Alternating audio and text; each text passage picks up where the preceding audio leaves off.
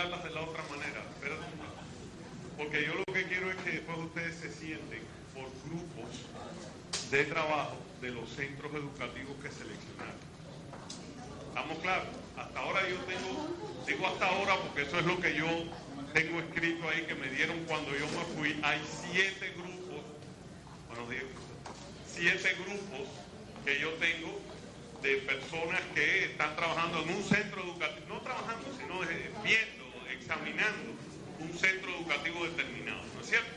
A lo mejor hay otro, bueno, no importa. Entonces yo lo que quiero es que ustedes se mantengan en esos grupos durante los 2 días estos, o el día y medio en que vamos a estar trabajando. Porque la idea es que trabajemos en esos centros, o sea, en la idea de esos centros. Así es que por eso mandé a arreglarla por pedir, porque yo no mando, lo pido. Lo para que la gente se cree y lo hace. Para trabajar así en las mesas, ¿no? ¿Ok? Pero lo primero que yo quiero que ustedes hagan antes de irnos al otro paso es que así como están sentados, en la misma mesa que están sentados, a lo mejor, dejémoslo así para no tener que estarnos moviendo. Ustedes sencillamente, yo quiero que se lean esa paginita que yo les he dado. Seguro que ya hay quien lo leyó y lo subrayó y le hizo nota. Bueno, entonces, una vez que ustedes lo hayan leído, discútanlo un poquitico entre ustedes, a ver si podemos decir que con esa declaración, que yo la veo bastante simple, bastante sencilla, no tiene muchos problemas, espero yo, a ver si todos estamos de acuerdo con eso, o qué modificaciones hay que hacerle en caso de que no estemos de acuerdo. ¿Estamos? Entonces, empieza.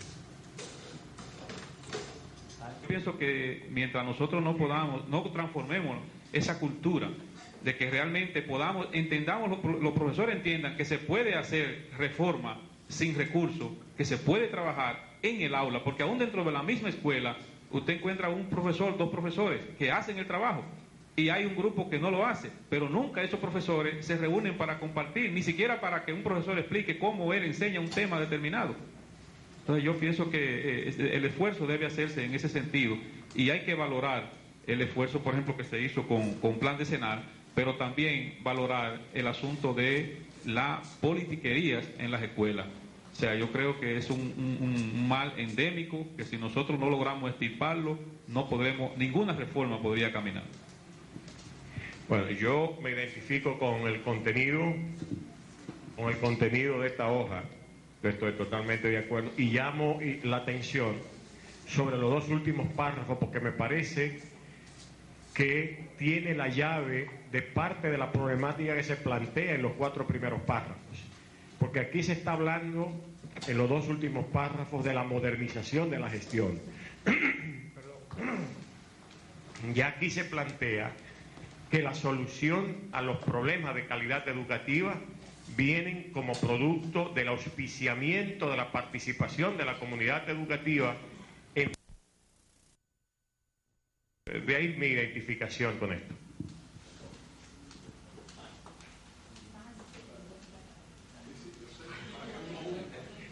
Pensamos que en realidad se dicen verdades en estas páginas, pero también hay pocos de ilusión. La escuela es parte de la nación, pero no es la nación. Es parte de la comunidad, pero no es la comunidad en sí misma. Por ejemplo, cuando hablábamos, o siempre se refiere Plan Decenal, nos dábamos cuenta como si educación quería ser la nación misma, sus leyes, su estructura, pero ya está enchufada respecto de un sistema y de unas voluntades políticas. La escuela, no solo como dice su último documento, no puede sola, como si nos diéramos cuenta muy tarde de esa verdad, pero el país, el presidente no puede solo, el ejecutivo no puede solo, es la estructura misma, es la cultura misma de estructura de la nación que no permite a una escuela hacer su trabajo enchufada y dirigida de la propia comunidad, como el ejemplo que tenemos en otras naciones. Igualmente, cuando en el tercer párrafo se refiere a quienes deben explicar este fenómeno, bueno, ¿cuántos explicadores tenemos? ¿Cuántos son los investigadores que tiene el país dedicados y que tengan patrocinio, por lo menos una voluntad de fundación, para explicar fenómenos como este? Y el último párrafo, por ejemplo, cuando nos dice, la verdadera reforma dominicana tiene que lograrse mediante un esfuerzo en el plantel realmente. Pero tiene el plantel, puede lograrlo. Cuando empieza esas independencias, se encuentra que todo es dependencia a su alrededor, todo viene. Es el centralismo que por años nos ha estado acabando y la escuela no ha podido, es parte de ella, no puede salir de ella. Tal vez sea mucho tiempo y mucha inversión y una buena voluntad política de descentralización para que las comunidades asuman su papel, para que tengamos una escuela identificada con ella. Bien, aquí han habido dos intervenciones reivindicando la pertinencia de este documento, en términos de que todo el esfuerzo encaminado a promover una reforma educativa y mejorar la calidad de la educación estaría en el esfuerzo de plantel por plantel y escuela por escuela, y eso tiene un riesgo. Por lo mismo que plantea el documento, en tanto que las reformas que hemos tenido siempre han partido de lo general, de los gobiernos, como proyectos realmente de gobierno, y los resultados han sido muy cortos.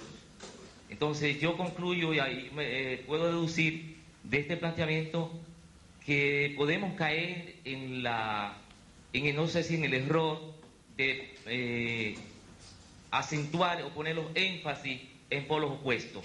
Si ante las reformas anteriores han enfatizado lo general, las políticas de gobierno, y han olvidado de la escuela, aquí está planteando al revés. Partir de la escuela, pero sin una vinculación con lo general. Entonces yo creo que se corre el riesgo de enfatizar polos opuestos, y la línea y las medidas o las estrategias es articular realmente lo que decía realmente Carvajal, tener en cuenta lo nacional con lo particular. Eso es realmente lo que todavía no hemos asimilado, y no lo hemos asimilado como un proyecto de nación. En los países latinoamericanos, donde estas dos articulaciones, dos elementos se han tenido en cuenta, se han avanzado en las reformas educativas.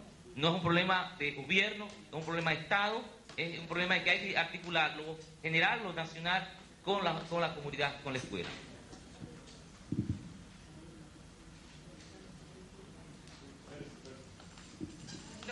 Lo que yo iba a decir creo que ya se ha dicho. Sí, era un poco esto de hasta que la sociedad no se haga dueño, porque todavía hay un gran desentendimiento, se dice, de la educación. O sea, le hemos dejado esto como si fuera un problema, se lo hemos dejado al gobierno, las reformas, ¿no? Y no ha habido esta participación y no se ha anclado en que es un problema de la sociedad. Bien, yo también estoy de acuerdo con todo lo que han expuesto, pero quisiera detenerme en eso del esfuerzo de plantel a plantel, de centro a centro. A mí eso me parece sumamente importante, y creo que los que tenemos en nuestras manos, de alguna manera, la formación de los futuros maestros, podemos influir mucho en esto.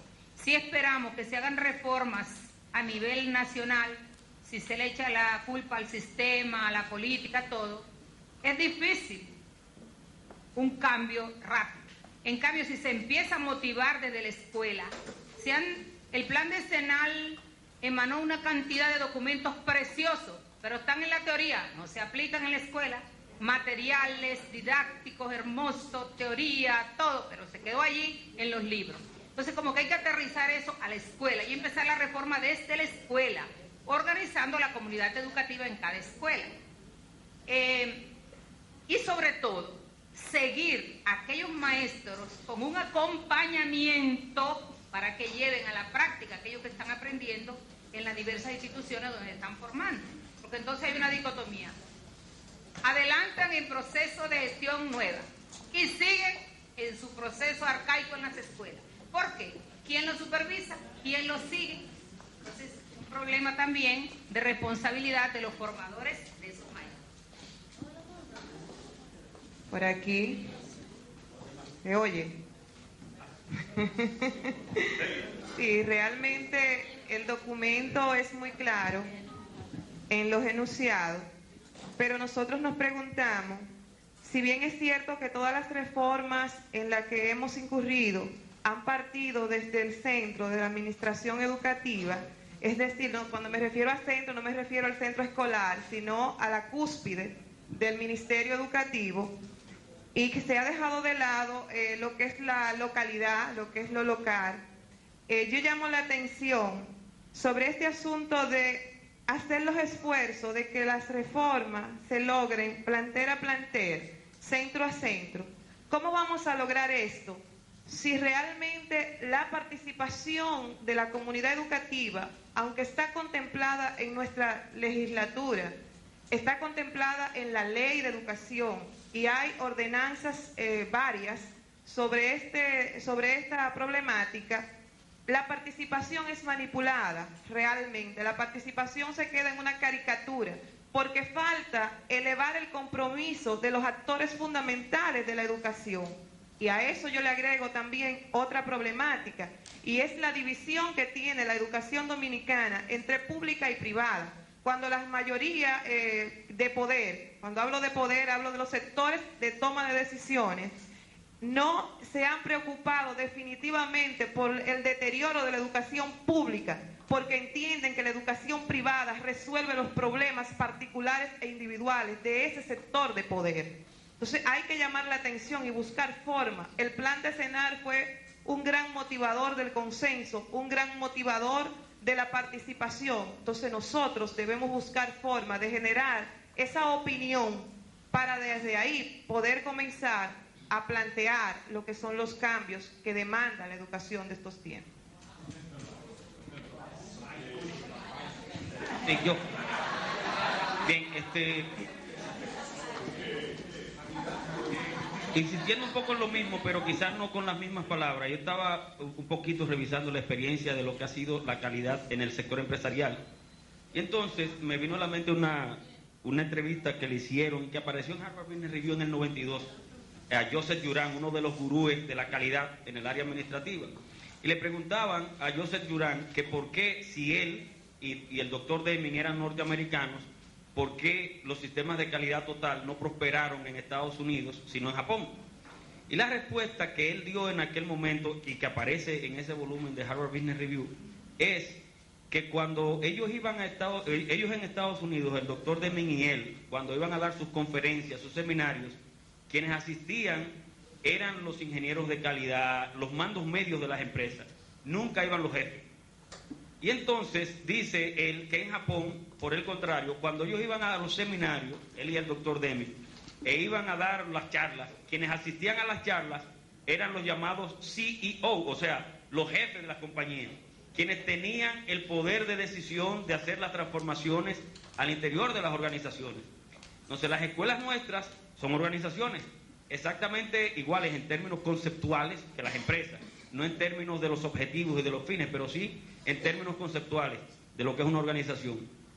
Cuando yo me pregunto quiénes son los decisores, o sea, quiénes son los CEO, utilizando ese anglicismo, los jefes de las escuelas, porque son, dice Juran, que no se puede hacer calidad, decía en aquella entrevista, sin que los máximos responsables participen.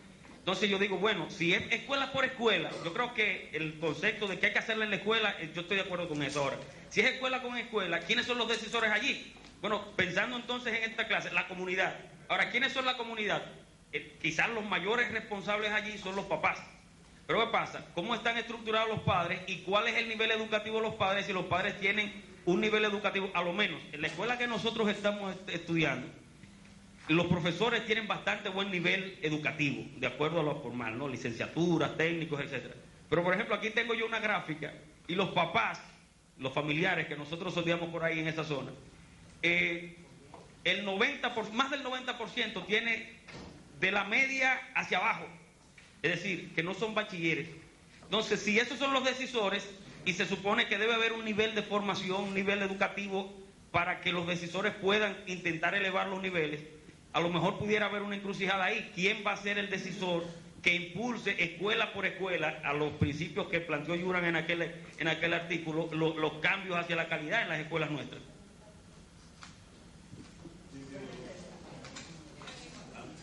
Este documento está muy bueno, excelente, y las exposiciones de muchos compañeros también.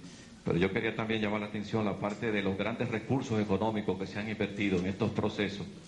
Y observo aquí que dice, la educación dominicana todavía se encuentra en niveles muy bajos, claramente insuficientes. Entonces hay muchas instituciones, tanto a niveles nacionales e internacionales, que han invertido recursos en estos procesos y que realmente están exigiendo de resultados ahora. Y eso es sumamente preocupante por la grande cantidad de recursos que se ha invertido, y esto es lo que se ha logrado a estos niveles. El elemento que plantea el documento en función de lo que es la incorporación, el centro, la cultura, comunidad. O sea, eso es fundamental. Ahora, lo que hay que ver es, y hay dos elementos fundamentales que hay que analizar: el problema de gestión y el problema de supervisión. Ya una compañera lo trataba ahorita. O sea, ¿dónde están los elementos que empujan para que eso se dé? Porque puede ser que, bueno, estén preparados los maestros, hay maestros preparados, muchos maestros preparados, pero bueno, ¿cómo se hace que eso funcione? Y ahí es que está el problema de gestión, la supervisión. ¿Qué tipo de supervisión se hace? ¿Se hace o no se hace? ¿O a qué nivel se hace? Y el problema de la gestión. Decía un compañero ahorita, bueno, tenemos directores, muchos, todos, hay directores, bueno, pero ¿cuáles son los criterios? ¿Se mantienen o fueron a un concurso? ¿Con qué criterios se han elegido o se han seleccionado los directores para dirigir esos proyectos de integración a la comunidad? Y ahí es que está el elemento, para mí, fundamental. El problema gestión, el problema supervisión de ese trabajo que se empuje, que se haga. ¿Cómo se hace? Y de qué manera se fortalece eso que se hace o no se deja de hacer. Sí, hay que considerar algo. Yo creo que cuando hablamos de la escuela, no es tan solo el problema de escuela a escuela. Yo creo que esto es una reducción un tanto al absurdo. O sea, no es ese el problema. Plan decenal se planteó como objetivo que nos faltaba una ley. Tenemos una ley bastante, se dice, bastante avanzada.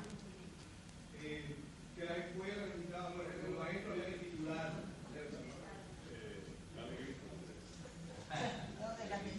Que faltaba titulación, bueno, los maestros están prácticamente titulación en gran medida, de que teníamos un currículo bastante avanzado, tenemos un currículo que se puede decir, bueno, a lo mejor no es el mejor del mundo, pero es un currículo bastante bueno. Que las escuelas no tenían material didáctico, se le dio material didáctico a las escuelas, pero la calidad sigue igual que no, porque el problema es que le dotamos los insumos, pero el proceso de lo que ocurre en la escuela no cambió. La organización de la escuela, y yo voy a adelantar algo que en el grupo lo planteé con respecto a la escuela que nosotros estamos trabajando, y es una posición muy radical. Yo digo que la escuela está organizada para que los niños no aprendan. Lo estoy diciendo, y yo estoy diciendo que hay una mala intención que está programada. No, está organizada para que los niños no aprendan. No se hacen las cosas, no hay una cultura de las relaciones de los sujetos que permita el aprendizaje. Y yo lo que digo es que cuando hay que centrar el problema de la reforma en la escuela, es que la política fundamental de reforma debe ser la transformación de los aprendizajes de la escuela. Que haya que hacerlo escuela por escuela, que haya que hacerlo de otra manera, yo no sé, pero que ese sea el propósito fundamental. Y todos los esfuerzos tienen que estar dirigidos ahí. Las escuelas tienen computadoras. ¿Y qué hacemos con la computadora? Yo recuerdo que en un censo que hicimos en las escuelas, los globos terráqueos que se les mandaron a las escuelas los tenían como pisapapeles. Y eso es parte de su utilidad.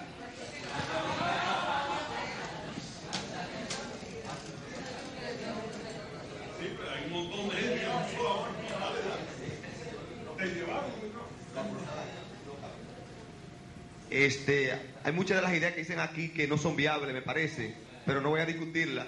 Yo pienso que la reforma, un punto que tal vez no se destaca aquí, es que las reformas no tocaron la institución, la reforma del Estado, la Secretaría de Educación. Entonces estamos con un traje nuevo para un cuerpo viejo. Mientras no se toque eso, no van a aparecer las políticas que menciona Nuri, para impulsar el desarrollo. Es decir, no se tocó la dimensión del institucional. Yo creo que sí se tocó la dimensión institucional. A mí me gustaría retornar un poquito a la década del 90, cuando a nivel de todos los proyectos internacionales se toma en cuenta la teoría del desarrollo social integrado, que es lo que da origen a la articulación interdisciplinar, el modelo interdisciplinario, porque las ciencias antes estaban separadas. Ese modelo interdisciplinar que se refleja en nuestro currículum, está todavía muy descrito, pero el trabajo interdisciplinar, de una planificación interdisciplinar desde el centro, o sea, estamos todavía programando una gestión administrativa de los centros educativos, muy administrativa, muy de las juntas de centro, pero todavía el proceso de desarrollo de aprendizaje, donde sea articulado desde todos los actores hacia un proceso interdisciplinar, donde todos los actores articulen el cómo se va a dar ese proceso, incluye computadoras, el uso del laboratorio, incluye al laboratorio de ciencias, que en la escuela que nosotros visitamos están llenos de mojos, los software no se usan en las áreas, nada más se pasa por ahí 1 hora a la semana.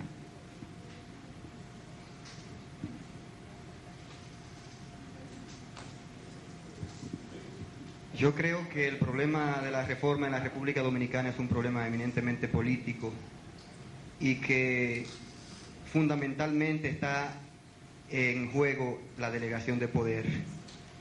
El plan decenal planteó la regionalización, la municipalización, la descentralización, y ahí es donde está el problema. Se ha quedado en la esfera de la máxima autoridad, la máxima representación. No hay delegación de poder, y si no hay delegación de poder a nivel regional, a nivel municipal, a nivel regional, distrital, no podrá haber delegación de poder a nivel escolar, a nivel de plantel. Por ejemplo, es utópico ya para nosotros, en el sistema político en que vivimos, pretender que las reformas van a ser impulsadas desde el plantel, porque eso implica una delegación de poder al que no se está dispuesto por el sistema político dominicano a renunciar. Por lo tanto, yo sigo en la utopía de que la reforma educativa no podrá ser desde el centro. La tentación es muy dura de no contestar eso. ¿Quién más? Usted estaba. Sí, 1, 2. A mí me motiva mucho hablar después que oí a Leo, porque la verdad es que nuestro sistema educativo ha pasado por muchas variables, pero hay variables que han permeado de manera muy fundamental el trabajo de las escuelas. Y yo señalo como número 1 la política, señalo como número 2 el sindicato de maestros, señalo como número 3 la delegación de funciones. ¿Por qué? Porque el plan decenal fue un cambio muy fundamental en lo que al área educativa pudimos nosotros destacar. Pero ¿qué sucede? Que los que se involucran en el plan decenal, una parte toman el plan decenal como que eso es algo suyo, lo manejan de manera muy unipersonal y no le dan al otro el aval de las opiniones, de los cambios que se pueden dar en los centros. Y se ven a los centros que siempre deben de estar muy por debajo de lo que debe ser. Y digo esto, ¿por qué? Porque los maestros, en su mayoría, no cumplen su rol. Su rol avalado en que tiene quien lo defienda y no se preocupan porque en realidad los estudiantes aprendan. Y los directores de para arriba, desde la escuela para arriba, la mayoría son cargos políticos, cargos de amiguismo, y no conocen su papel, ni como administradores, ni como supervisores, ni como que son agentes que tienen que involucrarse con la comunidad, porque la mayoría ni viven por ahí, ni le interesa esa comunidad, y sus problemas son otros. Entonces, por ahí lo dejo.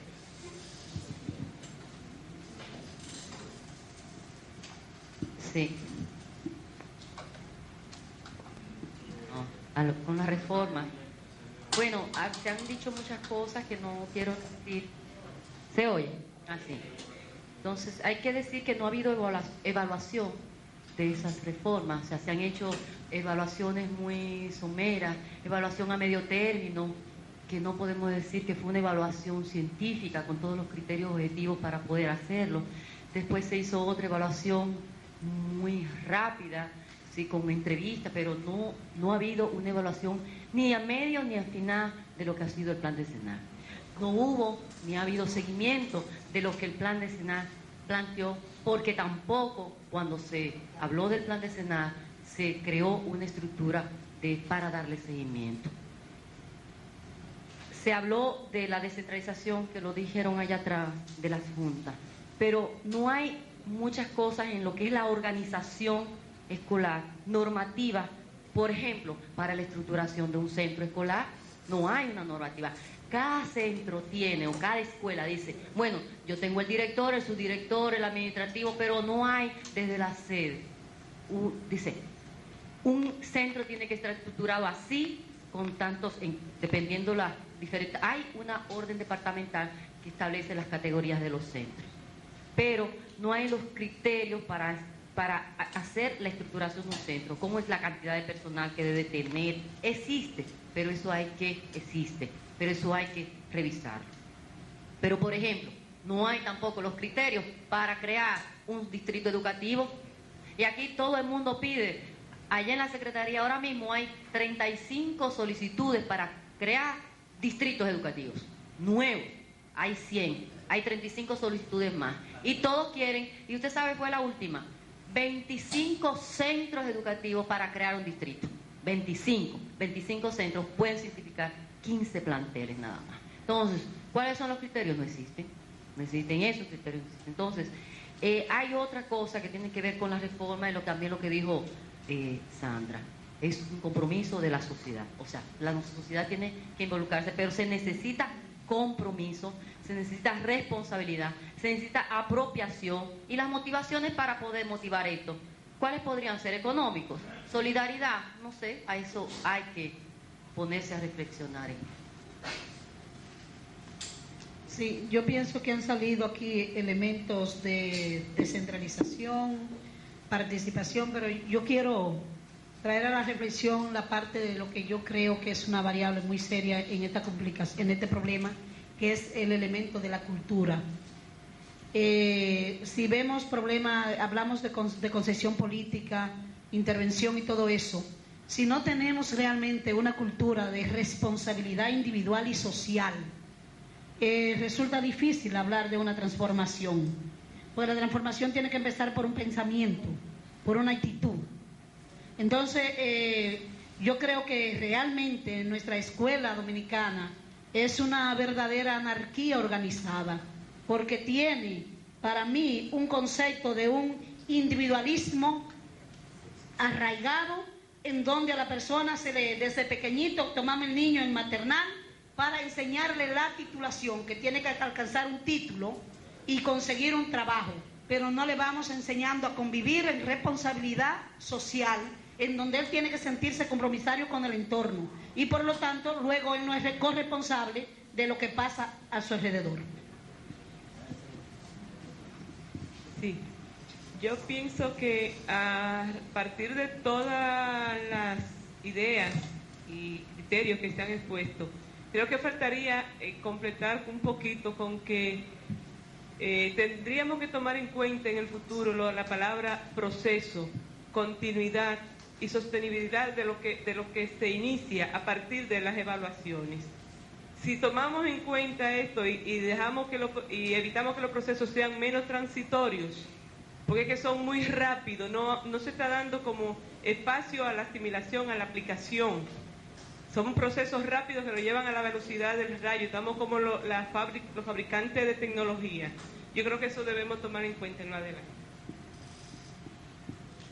Bueno, coincido con los que me antecedieron de que este documento recoge muchas de las inquietudes que hemos reflexionado en otros escenarios. Y solamente quiero destacar que ha faltado para mí algo nodal, y es el enfoque de esas reformas hacia el aprendizaje de los niños. Hablamos de currículo, Leo se refería a muchos aspectos ahorita, un currículo que podemos considerarlo moderno, pero lo conocen los maestros. Nosotros que tenemos la oportunidad de estar en contacto directo con los maestros, con las aulas, nos damos cuenta que ni siquiera son capaces de reconocer cuáles son los contenidos a abordar, sino simplemente el libro de texto y ya. Falta un compromiso, como decía Hilda, lo tengo aquí anotado, un compromiso individual y grupal. Y nuestra experiencia es que donde ha habido ese espacio para compartir, para intercambiar, de los maestros de más experiencia con los de menor experiencia o de menos experiencia, de irse apoyando unos a otros, las escuelas son exitosas. Y en esta semana y la pasada nosotros tuvimos la oportunidad de visitar muchos centros por un operativo que hicimos en Santiago, con el pretexto de ver el registro, cómo lo iban manejando después de un entrenamiento que hubo recientemente a principios de este año. Y nos damos cuenta que en las escuelas donde el gestor, como decía el compañero ahorita, donde el gestor ha asumido y ha delegado y da seguimiento, el trabajo se va realizando y los niños son más exitosos. Por tanto, para mí que el intercambiar las experiencias, el compromiso individual y grupal y el trabajo de equipo, no trabajo grupal, trabajo de equipo, de lo que le pase al otro me duele a mí también, de que los propósitos del otro son también los míos. Entonces, podremos promover con mayor eficiencia los centros educativos que puedan servir esas experiencias para otros centros quizá menos aprovechados. Por tanto, el enfoque en el aprendizaje de los niños podría mejorar grandemente lo que son los propósitos de una mejor educación para todos los dominicanos. Bien, yo en el trabajo que estábamos haciendo estuve viendo un autor, Thyssen y Anderson y otro, que hablan sobre el valor del conocimiento, y me llamó mucho la atención su enfoque sobre el cambio en la naturaleza del trabajo. Y si nosotros vemos hacia adentro de la escuela, ha cambiado la naturaleza del trabajo en el aula y realmente ha sido sustituido, como bien señala ese autor, por grupos en una estructura de proceso con apoyo de redes inteligentes que integran personas con la tecnología. Entonces, por eso creo que muy bien en este material interesante, cada vez que lo leemos, pues resulta mucho más interesante, escuela que aprende. Hay dos aspectos importantes que se señalan ahí. Una escuela con una cultura que estimule el aprendizaje. Eso implica ya involucrar a todos los actores que tienen que ver con la escuela. Y un aula con método e infraestructura propicio para que todo el mundo se preocupe, porque todos los compañeros aprendan. O sea, yo creo que si nosotros logramos esos dos elementos y con esa visión de que la naturaleza del trabajo, como señala ese autor en El valor del conocimiento, ese libro que es sobre empresas, realmente podremos lograr transformar nuestras escuelas. Sí, en el trabajo que nosotros hicimos, una de las reflexiones que nos surgieron fue la preocupación de que no existe en la mente de muchos de los maestros, de los estudiantes, como un referente distinto de lo que es una escuela de calidad. O sea, no existe. Cuando nosotros le preguntamos a los niños, ¿cómo tú quieres que sea tu escuela? ¿Cómo tú sueñas tu escuela? No hay un imaginario de escuela, pero probablemente porque no lo conocen. Ellos les gusta su escuela, así como es, tradicional, aburrida. Ellos, es una opción que... Sí, para ellos no lo son porque es una fuente de socialización, pero nosotros decíamos, igualmente le preguntábamos a los maestros, y yo decía, cónchale, el que no tiene, yo que trabajé 10 años en una escuela que aprende, en una escuela realmente, puedo imaginarlo, pero el que no lo ha vivido es muy difícil. Entonces, ¿cómo tú transformas desde adentro si no hay un ideal, si no hay una perspectiva, ¿no? Muy breve. Me ha llamado la atención en todo este documento que hay la ausencia, o sea, viendo en esta parte de reforma, de una idea fundamental que dice que las escuelas son lo que son sus comunidades y la comunidad es lo de su escuela. Es decir, para resaltar esa relación recíproca e indisoluble entre la escuela y la comunidad. Entonces, toda reforma para poderse sostener, y este es mi punto de reflexión, necesita ese soporte de los elementos justamente que van a darle la continuidad. Y yo pienso que en este plan se obvió eso, no hubo o no se concretizó, tal vez se pudo esbozar teóricamente esa parte educativa que fomentara un apoyo directamente de esa comunidad. Quizás se quiso dar una solución a un problema que estaba en la actualidad, pero no se previó que la misma reforma tenía que ir creando una cultura de sostenimiento a mediano y largo plazo. Y yo pienso que ahí es donde hubo un error nodal, porque no pudo concitar ese involucramiento de la comunidad. Por tanto, la reforma se quedó nada más en una esfera, pero una esfera que no podía caminar si no tenía el apoyo de la otra.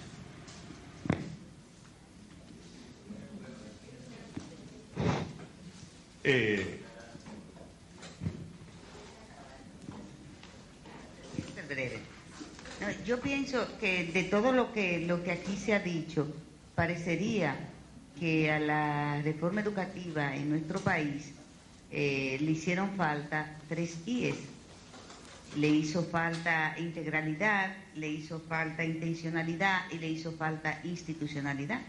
Integralidad un poco para ver todo el sistema como un todo y tener que atacar, digamos, las dimensiones que hacen el 2080, ¿no? Para atacar aquellas que inciden mucho más en todos los procesos. La intencionalidad un poco para generar una nueva cultura, un nuevo compromiso y también un monitoreo y un seguimiento a largo plazo.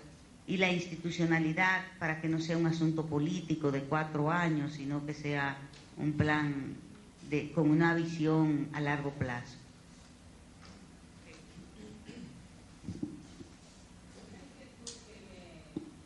Que me asalta cuando oigo hablar de la participación y del...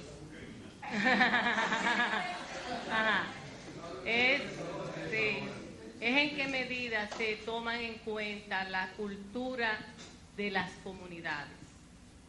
La cultura de las comunidades, porque generalmente yo entiendo que no se le toma muy en cuenta, y esto es muy importante para que se desarrollen verdaderos procesos de aprendizaje.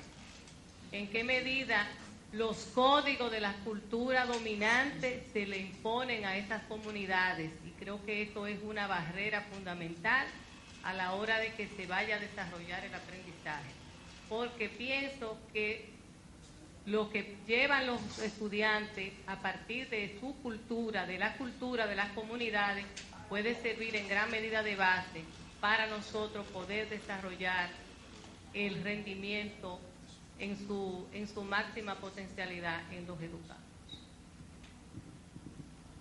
Ok, yo creo que más o menos todo el mundo, aunque hay gente que quería poner 50, pero por lo menos los 25 centavos los pusieron. Digo que hay gente que quería poner 50 porque Leo y otros más que no tuvieron tanta suerte. Pudieron exponer más de una vez, pero había muchos más que querían exponer más de una vez. Pero si seguimos, yo estoy seguro que nos dan las 4 de la tarde y todavía estamos hablando aquí. Porque el tema es importante. Y no solamente el tema es importante, sino el tema es muy complejo. Ustedes son muy benevolentes, porque ustedes hablan de documentos, y el documento que leímos, vamos, estamos hablando de 3 párrafos, estamos hablando de una paginita, eso de documentos es muy benévolo de parte de ustedes. No, era simplemente unos párrafos precisamente para concitar una discusión de esta naturaleza donde cada cual pudiera exponer cuáles son sus puntos de referencia. Yo no quiero he tratado por todos los medios de no reaccionar a ninguna de las exposiciones de ustedes. Primero, porque sería muy difícil, habría que hacerlo de una manera mucho más organizada, mucho más sistemática, para poder entonces realmente, alrededor de estas ideas y de las otras que se han ido exponiendo, ir desarrollando entonces un verdadero documento sobre lo que pudiera ser la reforma o el cambio, llamémosle como queramos. Eso quizás lo podamos hacer mañana, pero todavía ahora estaríamos sencillamente hablando de reflexiones. Lo que hemos hecho podría haberse hecho en una mesa, en un café, tomándose, vamos a decir que sea un café, y conversando. Como decía mi esposa muchas veces, bueno, uno arregló el mundo en unos minutos aquí. Desde luego que estamos muy lejos de realmente lograrlo. Lo único que hemos hecho es intercambiar ideas. Pero déjenme hacer 2 o 3 reflexiones para ver si eso puede servir de base para seguir caminando. Yo diría que después de oírlos a todos ustedes, y fíjense que lo escribí ahí a mitad de camino, yo creo que una palabra clave aquí es la responsabilidad. Y cuando digo responsabilidad, no estoy tachando de irresponsables a todos los anteriores, desde luego que no, sino que lo que estamos diciendo es que uno de los elementos fundamentales, y ustedes lo han dicho de diversas maneras, la cultura del centro, la definición de la comunidad, el compromiso, la participación, hay un montón de maneras de decirlo, pero yo creo que una de las cosas claves, de los elementos fundamentales que tendría que haber dentro de cualquier tipo de esfuerzo, sería el llegar a un punto en el cual los actores, y alguien mencionó esa misma palabra, los principales actores, yo diría todos los actores, comprendieran que son responsables del proceso. Y mientras que eso no se produzca, es muy sencillo. Cuando un maestro se presenta en un aula, ¿qué es lo que debe pensar? O sea, cómo llegar hasta las 12 vivo, cómo ocupar el tiempo, cómo dar el programa, o realmente lo que tiene la persona esa que pensar es cómo yo hago que estos muchachos aprendan. Ahora, una vez que se plantea esa pregunta, una vez que yo soy capaz delante de esos niños, y no estos muchachos cualquiera, sino ese que yo tengo delante, ¿cómo yo hago para que ese fulano aprenda? Bueno, hermano, ya, de ahí en adelante las cosas son mucho más sencillas. ¿Por qué? Bueno, muy fácil. Porque primero yo voy a empezar a actuar en concordancia con esa idea. Porque, ojo, no es que yo diga que eso es lo que hay que hacer, sino que yo lo haga. Y si yo lo hago, si yo pienso realmente cómo yo logro que este fulanito que está delante de mí aprenda, si yo pienso así, inmediatamente mis acciones, más o menos eficazmente, más o menos bien orientadas, pero definitivamente con una intencionalidad, van a ir dirigidas a que el fulano aprenda. ¿No es cierto? Pero otro asunto muy importante, inmediatamente yo adopto esa actitud, yo me hago más permeable. ¿Por qué razón? Porque cuando de fuera venga alguna influencia a ayudarme a conceptualizar esa forma, yo voy a estar más abierto. Porque lo que yo voy a ver es, oye, mira, esa es una buena idea, quizás eso me puede ayudar. O no, esto no me ayuda, esto lo que hace es complicar. ¿Me estoy explicando? Entonces, definitivamente, ahí hay un punto clave. Ahora, piénsenlo un poquitico, den un pasito más. Y si nosotros pensamos ya no en el maestro en el aula, sino como a veces se dice, el colectivo de maestros en la escuela, pensando de esa manera, pero estamos casi ante un paraíso terrenal de aquí en adelante. Porque estamos pensando en un grupo humano con un liderazgo determinado que está funcionando en esa línea, ¿no? Y por lo tanto, va a ser mucho más efectivo. Definitivamente que sí. Y si todavía somos ilusos, y yo padezco de eso, lo acepto desde el primer momento, somos un poquitico más ilusos todavía y pensamos que la comunidad no está sola, sino que alrededor hay un grupo de gente que está pensando en eso mismo.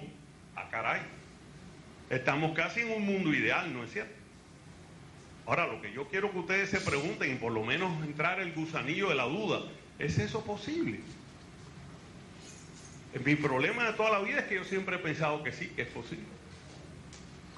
Y digo mi problema porque realmente me da muchos cabezazos. Y cada vez me duelen más porque tengo menos pelo. Al principio no era tan grave, pero ya se van haciendo dolorosos los cabezazos. Ahora, para mí entonces un eje fundamental de todo este asunto es que la gente que está involucrada real y verdaderamente se hagan responsables. Esta gente de aquí escogió, qué casualidad, la escuela Fray Ramón Pané para estudiar. Claro, nada más que hay que cruzar la calle. Pero está bien, esa es una de las ideas. Pero se hizo un estudio de la Fray Ramón Pané hace como 20 años, qué horror, como pasa el tiempo.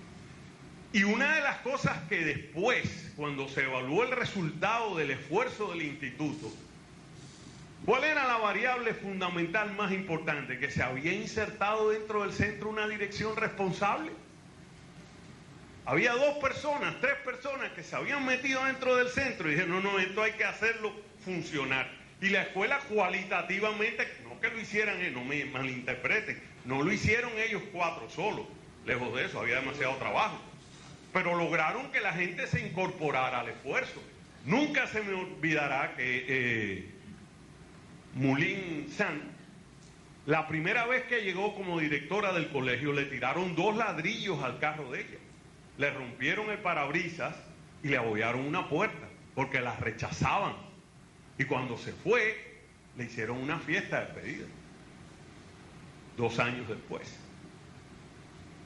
Entonces, ahí estamos viendo unos elementos que apuntan en esa línea. Yo no estoy diciendo que esto es la panacea, y por Dios, son 5 parrafitos.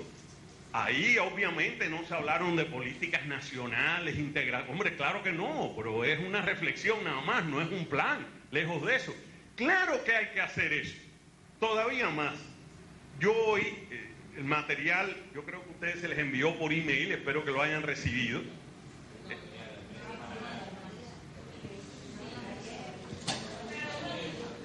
Yo no he dicho que ahí hay un disquete donde está un material sobre el proyecto educativo de centro. La secretaria me dijo que lo había enviado. Pero espérense, no importa que no lo haya enviado. Yo le voy a dejar ese disquete donde está ese material a Altagracia. Bueno, a algunos les llegó y a otros no les llegó. Está bien, no importa, eso no... La idea no es discutir ahora si llegó o no llegó, eso no importa. Si usted lo tiene, oye, formidable, ya lo tiene. No lo tiene, bueno, se lo pueden pedir. Tú le das a Luchi, a la secretaria de la rectora, allá, y es muy fácil conseguirlo y ya lo tiene. No hay problema por eso. ¿De dónde salió ese material? Ojo, yo quiero que ustedes entiendan. Ese no es un material, se lo quitaron ya. Ese material no está escrito como un material dirigido directamente para una clase como esta. Yo lo traté de limpiar, lo edité, pero todavía le quedan, porque hubiera habido que hacer un trabajo, hubiera habido que reescribirlo, entonces no había tiempo. Pero de todas maneras, ¿qué es eso? Eso es un material del proyecto educativo de centro elaborado para la República de Panamá. ¿Ok? Ahora, ¿por qué yo me atrevo a dar ese nombre? Bueno, primero porque yo creo que resultó bien, así que no estoy hablando mal. Y por otro lado, porque es algo que se hizo en la realidad y tiene que tener una correspondencia con algo que existe, de lo contrario pierde su valor de testimonio. O sea, usted dice que lo hizo, pero ¿dónde lo hizo? En la República del Tercer Piso. O sea, tiene que ser algo concreto. Por ahí se ha dicho, y yo lo creo que es verdad, después lo vamos a ver en las explicaciones más detalladas, tiene que haber una concatenación. Uno de los principios del proyecto educativo de centro es un principio que nosotros le llamamos de coherencia. Es decir, es un planteamiento coherentemente planteado dentro del sistema de educación. O sea, todo el mundo va en esa línea. Pero de lo contrario, va a haber muchos problemas. Aceptamos eso. Pero por el otro lado también vamos a aceptar otro punto que es una realidad. Las cosas van al paso que van, no al que nosotros queremos que vayan. Y entonces, ¿qué? mientras que se hace toda una política nacional, mientras que se habla todo, nosotros vamos a estar esperando sentados ahí. Nos va a pasar como a la mujer de la canción de Juan Manuel Serrat, Penélope, que se puso vieja esperando al hombre, el hombre nunca llegaba. Le ha buscado otro y ha resuelto su problema. Sí, porque una espina saca otra espina. ¿Sí o no? Entonces, lo mismo lo hizo él, porque por algo no volvió. Entonces, nosotros tenemos que irnos moviendo en esa dirección y tratando de resolver el problema. Y entonces alguien por ahí, yo no me recuerdo quién fue, yo dije, caramba, qué tentación tengo de responder. Por ahí atrás nuestro amigo. No, yo quiero recordar una frase de un paisano mío, José Martí, que lo decía de otra cosa, pero apliquémoslo. La libertad ni se pide ni se mendiga, se arrebata. Entonces, aquí podemos hablar de lo mismo. La posibilidad de yo cumplir con mi trabajo en mi centro, yo no lo pido ni lo mendigo. Si es necesario, lo arrebato. Ahora, ¿qué yo quiero decir con eso? Bueno, que el proyecto educativo de centro, y después lo vamos a vincular a la idea del desarrollo de comunidad educativa, se puede hacer en cualquier centro, obviamente. Mientras más coherente sea con la línea de acción del sistema, más eficaz y más eficiente es el proceso. En la misma medida que yo me separo del paradigma dominante, en esa misma medida todos los engranajes empiezan a chirriar y empieza a haber problemas. Y yo tendré que ser lo suficientemente prudente para dar aquellos pasos y darlos en la forma en que el sistema pueda asimilarlos y me deje trabajar. Al ejemplo que yo di, en Panamá se comenzó a hacer una reforma educativa con un proyecto, se llamaba PRODE, se llama PRODE, yo no recuerdo cuántos millones de dólares eran. Y una de las cosas que se trató de hacer fue montar un sistema nacional de planeamiento educativo. Pero los consultores que fueron para desarrollar ese sistema nacional de planeamiento educativo se reunieron con el ministro de Educación tantas veces como se reunieron ustedes. Es decir, ninguno. Porque el ministro real y verdaderamente le prestó la atención a eso que se le presta a aquello, a lo que ustedes quieran. Entonces, aquello no parecía caminar hacia ninguna parte. Pero en el proyecto se habían seleccionado 110 escuelas, 110 escuelas que significaban el 38% del sistema educativo panameño, porque eran 110 escuelas nada más, pero eran escuelas relativamente grandes. Y ustedes saben que Panamá es un país relativamente poco poblado. Entonces, esas 110 escuelas, centros de educación básica general, abarcaban casi la mitad del sistema educativo. Esas 110 escuelas, al final de los 2 primeros años del proyecto, tenían un proyecto educativo de centro en función, sin ninguna cooperación del ministerio, salvo la de enviar a los capacitadores, que es lo mínimo. Y eso lo hacían porque estaba en el proyecto. Pero lo más interesante, se sustituyó a todo el mundo, porque hubo unas elecciones y vino otro partido, se fue todo el mundo, no quedó ni el elevadorista. Si ustedes creen que aquí se quita gente, ustedes debieran haber visto aquello. Eso era con un cuchillo en la boca. Y limpiaron. Fue todo el mundo nuevo. Cuando usted llegó allí al día siguiente, dijo, ¿y dónde se mudó la gente que había aquí? Y dice, ¿qué gente? Aquí no había nadie. Cuando yo llegué, esto estaba limpiecito. Todavía hoy en día, 80 y tantos de esos centros mantienen el proyecto educativo de centro funcional. ¿Y eso es en base a qué? Al compromiso fundamental, que voy a ser honesto, al compromiso fundamental adquirido por los directores, por el CEO que mencionaba Diomedes por allá. Entonces esa gente dijo, no, yo lo voy a hacer. Pero hay comunidades educativas en las que participa un obispo, que es parte del grupo directivo del PEC, en la diócesis de Darién. Entonces usted tiene un proceso que ciertamente no es el ideal, porque es un proceso que tiene muchas deficiencias y que tiene muchas zonas de mucha tensión. ¿Por qué? Porque el gobierno central no ha dado el paso. Y si usted me pregunta, ¿debe darlo? Claro. Evidentemente que debe ser una decisión. Si ustedes lo piensan, la decisión se hizo, porque el proyecto lo llevaba. Eso abrió la puerta para que se hicieran las acciones, dio algunos recursos. Lo que pasa es que después no se fue coherente, no se siguió avanzando en esa línea. Sin embargo, todavía un número significativo, estamos hablando de lo que probablemente es un 40% del sistema educativo panameño, funciona en base a los proyectos educativos de centro. Y esos directores son tan firmes que presentan anualmente su proyecto educativo de centro al ministerio, aunque nadie se los pide. Porque la oficina de planificación ha pasado a ser un poquitico la encargada de los asuntos resueltos. Pero es así que funciona. A ver. Yo pregunto si en los cambios de personal no se incluyeron los directores de los centros de la escuela. No, porque en Panamá hay un problema, esa gente no se pueden incluir, porque son por concurso. La ley establece, pero es que, uno tiene que ubicarse. Por eso uno pudo hacer esa iniciativa, porque sabía que esa gente era la que se iba a quedar. Entonces, allá, los directores regionales y los directores de centro, los de secundaria, vienen a ser el equivalente a un decano de facultad aquí prácticamente. Pues son gente de mucha prestancia, son gente que no los... Desde luego, ¿cuántos centros de educación secundaria hay? No, hay poquísimos. Pero son gente muy importante, no los mueve casi nadie. ¿Estamos? Bueno, eso es un poco la teoría de que lo importante es la comunidad.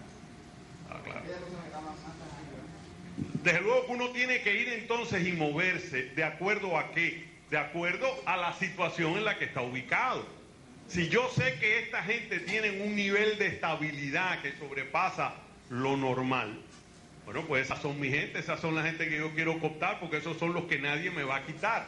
Mientras que el funcionario que ocupaba el puesto, por ejemplo, de la dirección de currículum, a los 3 días ese tipo estaba en su casa. Lo habían, no digo secuestrado, pero lo habían mandado para su casa.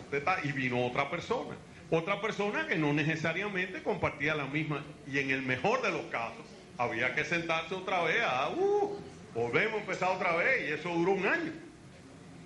Entonces volverse a tirar 1 año hablando ahí, eso era frustrante. Sin embargo, uno iba entonces a los elementos que podían. Fíjense que esos centros, o sea, esos directores convocaban a gente del nivel de un obispo en una diócesis, hacerlo ir 2 veces al mes a la escuela. Ahora, uno de los problemas que nosotros confrontamos es que nuestras escuelas, ustedes se recuerdan del informe Richardson, obviamente. El informe Richardson fue un informe de un experto chileno que había en la universidad, y en un momento determinado eso cayó en manos de la gente que no se suponía que lo leyera, y entonces salió en la prensa. Una de las cosas que Richardson decía era que en República Dominicana no había universidades. ¿Cómo va a ser? Hay como 30 y pico. No. Es que esas no son universidades. Son proyectos, vaya, siendo benévolo, proyectos de universidades. Pero no son universidades. Eduardo Latorre por poco se muere ese día, porque se puso bravo. ¿Cómo va a ser? No lo es. Lo va a hacer. Quiere serlo. Desea hacerlo. Yo diría ahora lo mismo de las escuelas. Y no con eso le estoy quitando un ápice. Al contrario, la estoy poniendo en perspectiva. Porque yo creo que usted tiene, por ejemplo, Fray Ramón Pané. Cuando nosotros trabajábamos en la Fray Ramón Pané, había 4 tandas. No 3, 4. Mañana, tarde, noche y noche. Entonces, por la mañana, una escuela primaria con 11 primeros cursos. 11 primeros cursos. Lo que quiere decir que... Y 3 segundos cursos. Lo que quiere decir que el futuro era tenebroso. Usted no sabía lo que iba a hacer. Yo no sé qué pasó después. Después venía por la tarde una secundaria. Entre media, no, perdón, otra primaria. Había otra primaria, perdón, otra primaria. Entonces, entre Verao había una especie de escuela técnica para cuestiones del hogar y cosas de esas. Y entonces por la noche un liceo. Había 4 directores. Y cada uno por su cuenta y riesgo. 4 grupos de profesores distintos. Sí. Y entonces usted decía, bueno, ¿dónde está la escuela? ¿Cuál es la escuela? Y 4 nombres distintos. Entonces, ¿cuál es la escuela? Entonces, el profesor, el maestro, ¿a qué se sentía vinculado? Si no tenía ni mesa tenía, porque esa mesa estaba compartida por lo menos con 3 más. Y por la noche probablemente con más. El mismo director, cuando usted le pedía, bueno, claro, cuando llegó la chinita, aquello cambió, entonces ella era la directora. Y los otros 3 eran subalternos míos. Y si no, le rompía la cabeza. Entonces, no tanto. Pero, ¿qué quiero decir con eso? Estableció una unidad y se hizo una oficina de planeamiento. Y entonces había una gente que trataba de poner una cierta racionalidad. Pero ojo, fíjense en qué nivel de desventaja se encuentra esa escuela para poder establecer una comunidad educativa. Y aquí me meto ya en la última disquisición, la última reflexión. Las palabras se usan a veces de forma equívoca. ¿Qué quiere decir eso? Con significados distintos. Entonces yo, por ejemplo, puedo decir, la escuela está ubicada en una comunidad. ¿Es eso verdad? Sí. La escuela es una comunidad. ¿Es eso verdad? Sí. Bueno, pero ¿de qué comunidad es la que usted me está hablando? Ahí viene el problema de lo que yo estoy hablando, de ser equívoco. Nosotros hemos hablado, y el motivo del curso se llama The Schools as Learning Communities. Ya lo viste que inglés. Las escuelas como comunidades educativas. Lo que quiere decir que cuando yo hable de comunidad educativa, yo estoy haciendo referencia a esa escuela como comunidad. Debe ser en sí una comunidad, pero yo no quiero que ustedes me piensen en la comunidad definida en términos idílicos, donde todos caminamos por un campo florido, dentro de un ambiente romántico, nos queremos, nos amamos. No. Sigue siendo la misma gente de siempre, el tipo que está allá en aquella clase, que es capaz de darte un traspié. Toda esa misma gente está ahí, porque no va a cambiar de un día a otro. No es romántico el asunto, pero sigue siendo un concepto de comunidad. Esa escuela, que a su vez está ubicada en algún sitio. Y ese sitio también es comunidad. ¿Me estoy explicando? Entonces es un término equívoco que tiene significados por lo menos algo diferentes. Porque ahí hay diferencia, ahí hay diferencia. ¿Estamos claros? Sin embargo, cuando hablemos de comunidad, hablemos de todo, incluyendo a los estudiantes y los maestros. ¿Oyó? ¿Ok? A todo el mundo. Y obviamente, quizás esos son los principales elementos de la comunidad de la que yo estoy hablando. Porque a lo mejor Juan Pérez llega y dice la comunidad nacional, otro problema. Está muy bien, allá usted. Yo estoy hablando de la comunidad educativa, de esta comunidad educativa. Porque eso hay que ponerle nombre y apellido. Los Mameyes, los Conucos, Fray Ramón Pané, Luis Saldívar García, lo que usted le dé la gana. Una escuela.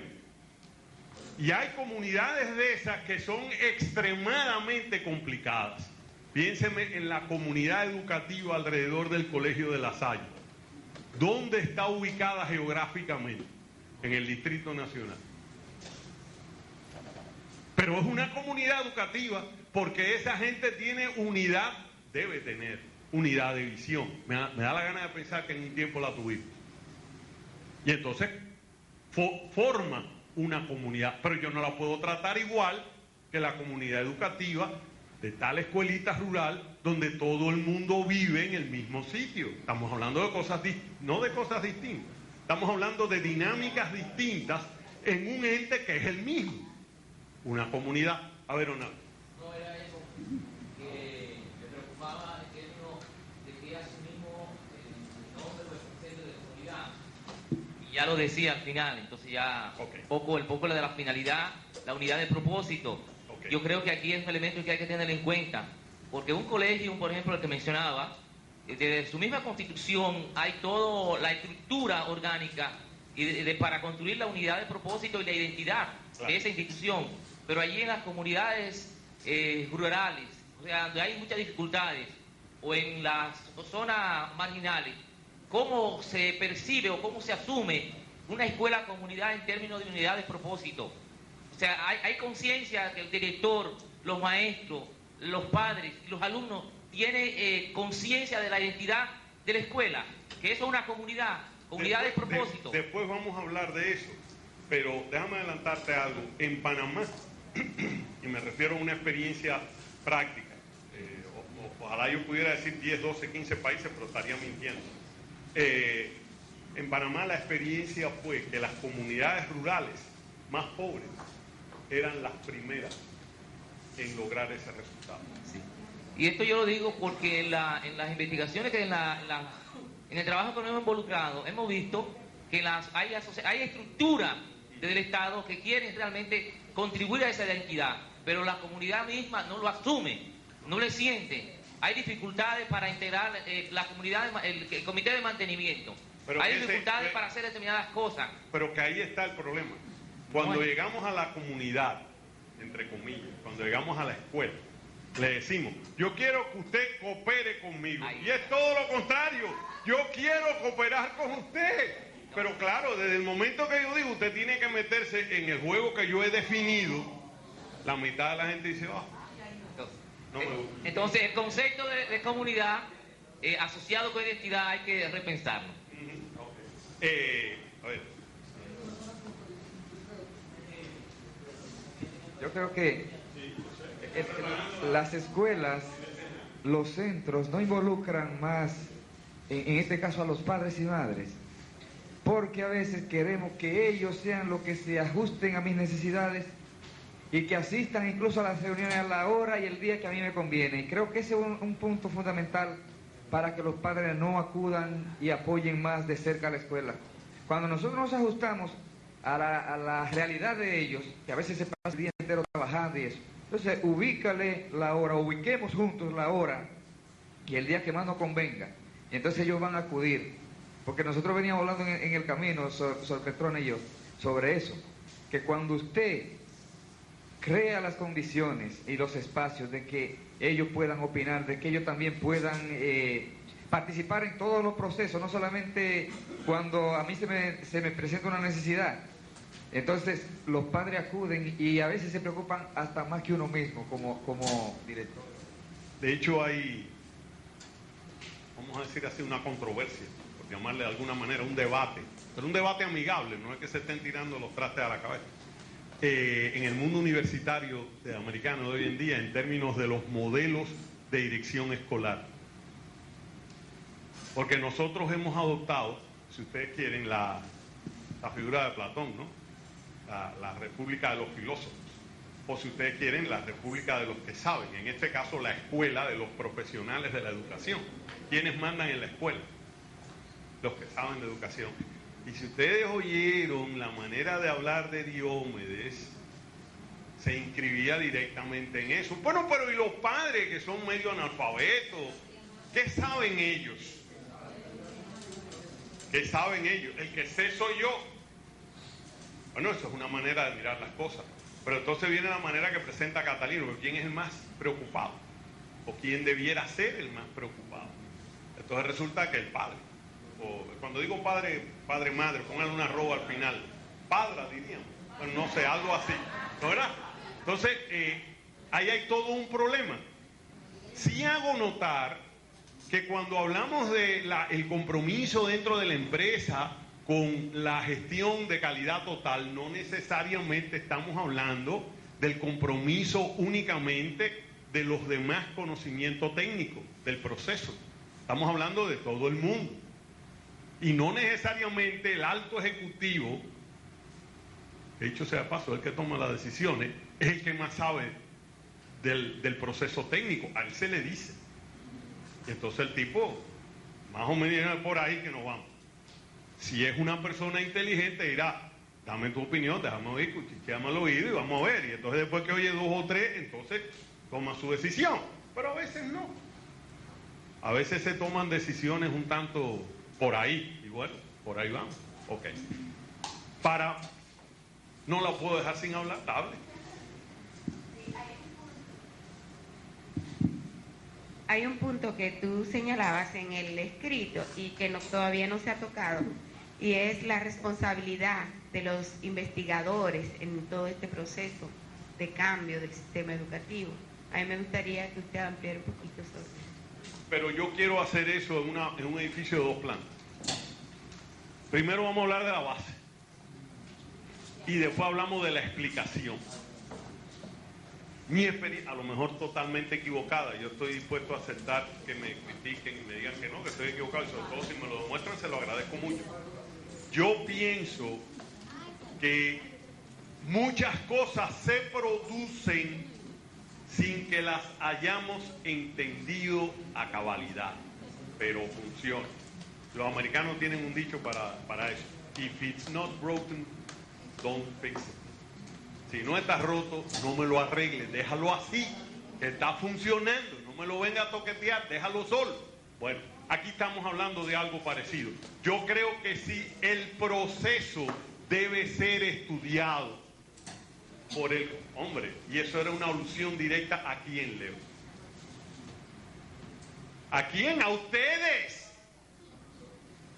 Porque la única razón, óiganme bien, que yo metí la mano en este asunto es para lograr que aquí nosotros tengamos 10, 12, 15 doctores. Yo no estoy pidiendo tanto.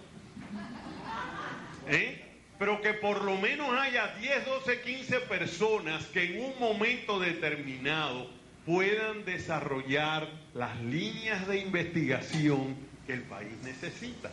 Yo no estoy hablando de hoy, de mañana, del mes que viene, dentro de 6 meses. Estoy hablando a lo mejor dentro de 4 años.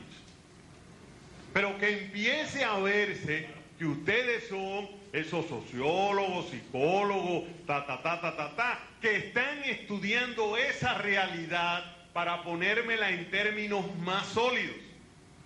Pero yo no voy a esperar, cuando digo yo ahora no es Max, sino el país no va a esperar eso. Hay que empezar a darse cocotazo con la pared, porque hay que resolver. Por ahí la profesora decía, a veces se corre mucho, ¿sí? Y es verdad que se corre mucho, pero es que hay urgencia. El plátano maduro no vuelve a verde. Después que ese niño pasó por aquí, ya no va a volver a hacer 2º grado otra vez, ya lo hizo. Entonces es parte de nuestra juventud que se va, no perdiendo, no vamos a ser tan negativos, pero no se va utilizando en la misma medida que pudiera. Entonces es algo urgente. Ahora eso no significa, usted lo puso bien, que es un cambio no. Ahora, la presión hay que ponerla. Qué interesante está eso, es algo así como lo de Hilda, ¿no? Una anarquía organizada. Aquí hay que hablar de un cambio rápido a paso lento. ¿Qué yo quiero decir con eso? Mucha presión en esa parte, pero cada uno va al paso que puede ir. Porque si no nos estamos diciendo una mentira. Y lo peor de todo es que a veces llegamos a creerlo.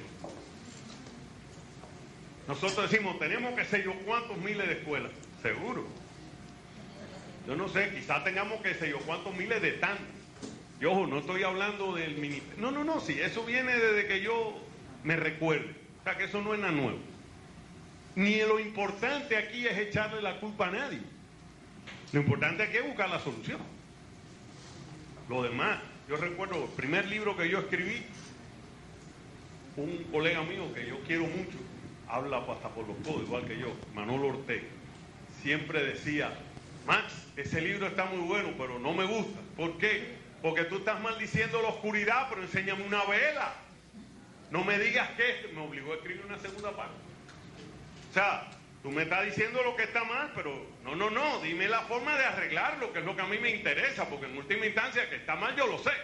Ahora dime cómo lo arreglo. Aquí estamos igual, ¿verdad? Entonces, ahora, yo quiero entonces, ahora ustedes se recuerdan, la vez pasada nosotros hablamos de unas participaciones. Yo quisiera llamar a Helen para que ella hiciera la primera, que es sobre el cambio.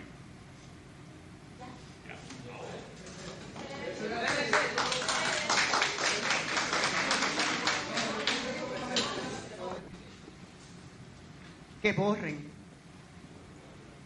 borren completamente. Vamos a olvidar todo lo que dijimos hasta ahora.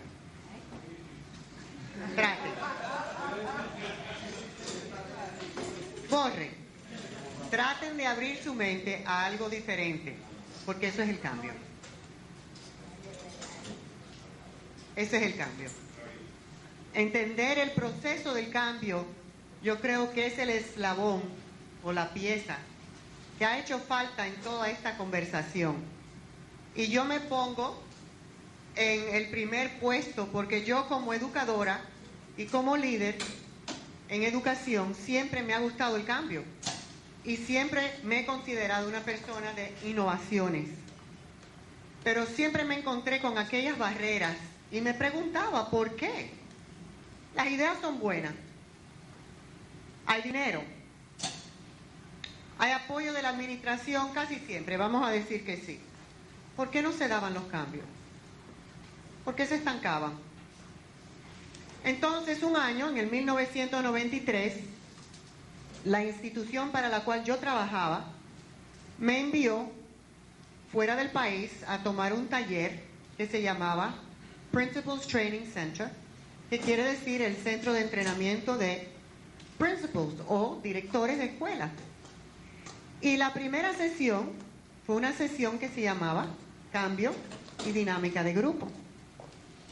Y realmente, si hay un taller, un curso, algo que yo he aprendido que realmente cambió mi visión, mi vida, la forma en que yo enfoco mi trabajo, fue eso. No hablamos de currículum, no hablamos de innovaciones tecnológicas, hablamos de una sola cosa: el cambio. Yo los oigo a ustedes hablar, oí a mis colegas hablar y oigo mucha conversación que se basa en cosas técnicas, excelentes planes, buenos currículum, computadoras, software, pero no oigo algo muy importante. ¿A quién es que estamos cambiando?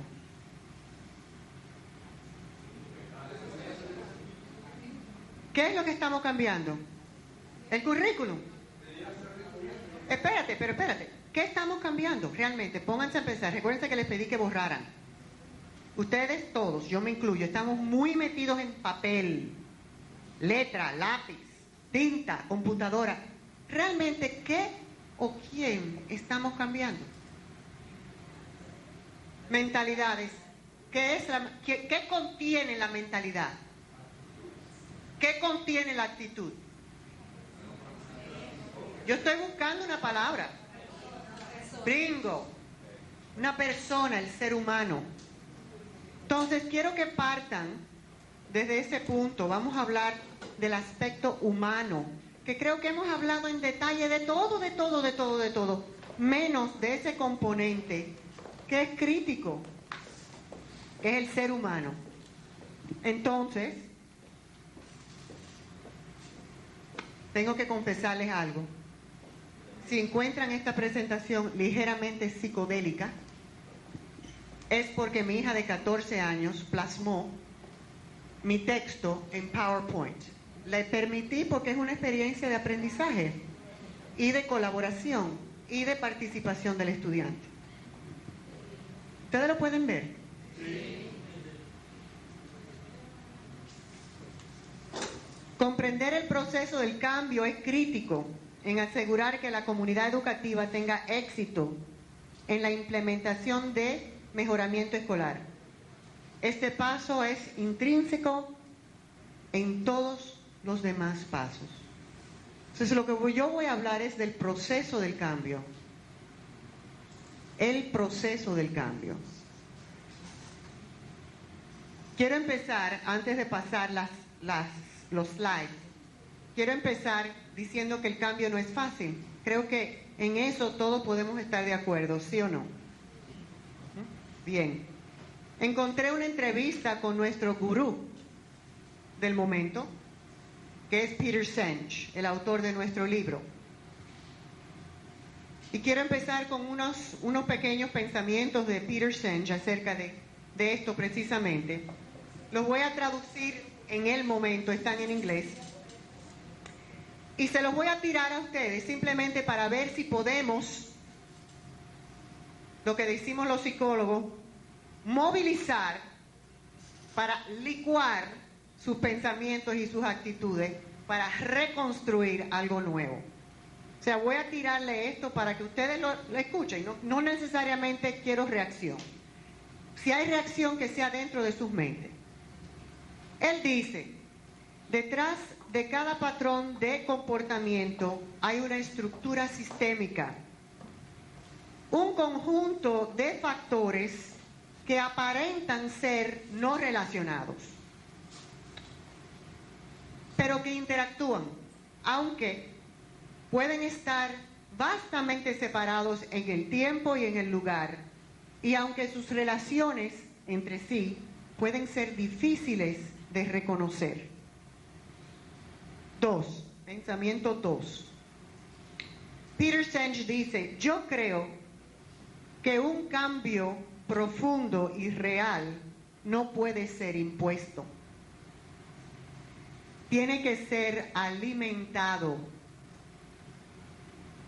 No hay soluciones de arriba hacia abajo que pueden ser impuestas de manera uniforme y simultánea en muchos centros escolares.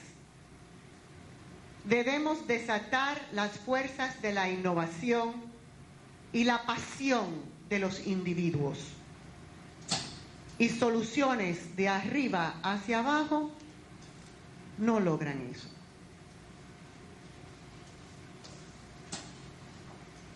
No lo tienen que copiar, yo se lo puedo dar. Después, en inglés, pero se lo traduzco también si quieren. Pensamiento 3.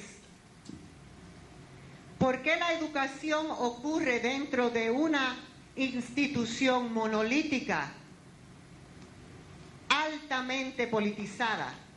Es diferente que la innovación en el sector privado. Esto va para mi colega Diomedes. Donde los innovadores tienen una mano mucho más libre.